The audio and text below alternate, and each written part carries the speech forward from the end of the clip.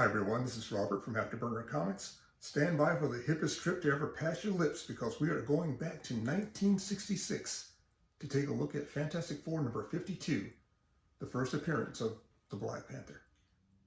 Before we talk about the Black Panther, let's get something into perspective.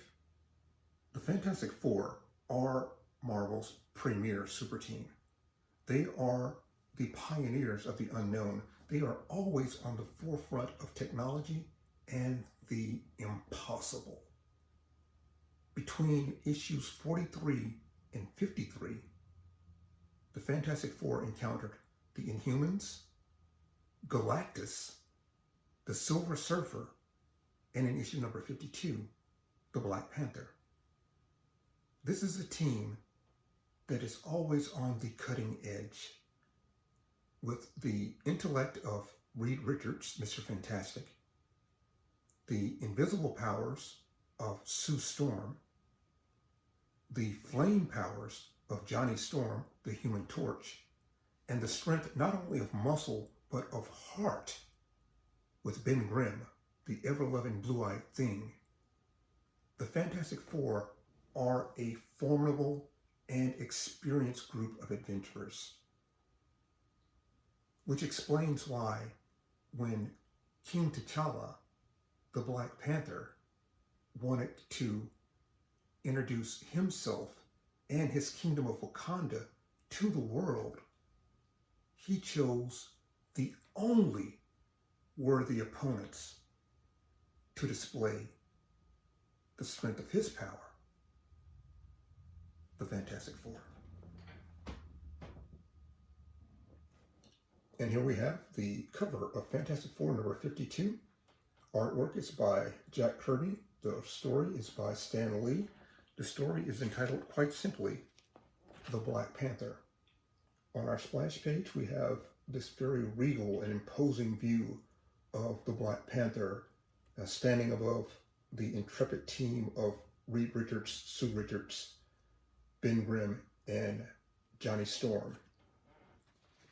The premise of the story is that the Fantastic Four have been gifted with this incredibly high-tech flying sports car from the Kingdom of Wakanda, and they've also received an invitation to travel to Wakanda to meet and greet the king. During the mid-1960s, the standard technology was still basically vacuum tubes and point-to-point wiring. We were starting to see the emergence of things like transistors and solid-state technology. But for the most part, miniaturization was still the thing of the future.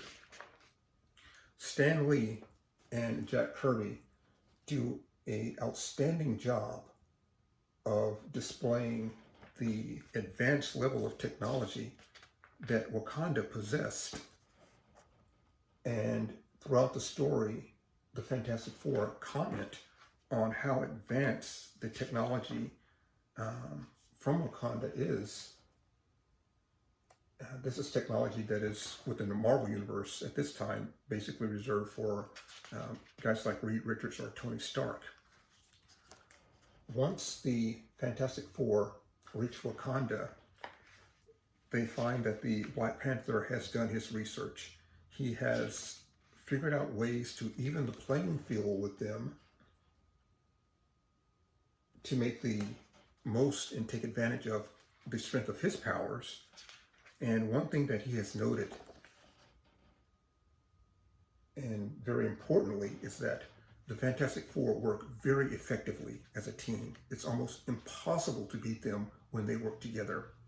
So T'Challa has set up these little traps, kind of pre-stage the battlefield to take advantage of his strengths and separate the team and pick them off one by one. One thing that he did not factor in was the arrival of Wyatt Wingfoot, and Wyatt is the college roommate of Johnny Storm, and Wyatt is able to kind of be the wild card and disrupt the Black Panther's plans But overall, the main gist of the story is that T'Challa and the Fantastic Four reach a mutual respect for each other. Um, T'Challa displaying a level of technology that the Fantastic Four find admirable, and also because of his skills as a tactician and a fighter, and also I think most of all because of the level of his honor, they find him to be a very worthy protagonist. All in all, a very good book, a outstanding first appearance of the first Black superhero for the Marvel Comics group. Earlier we talked about Luke Cage being the first Black superhero to have his own title, but that was from 1972. Here in 1966, T'Challa is the first Black superhero to make his appearance in Marvel Comics. Fantastic Four, number 52.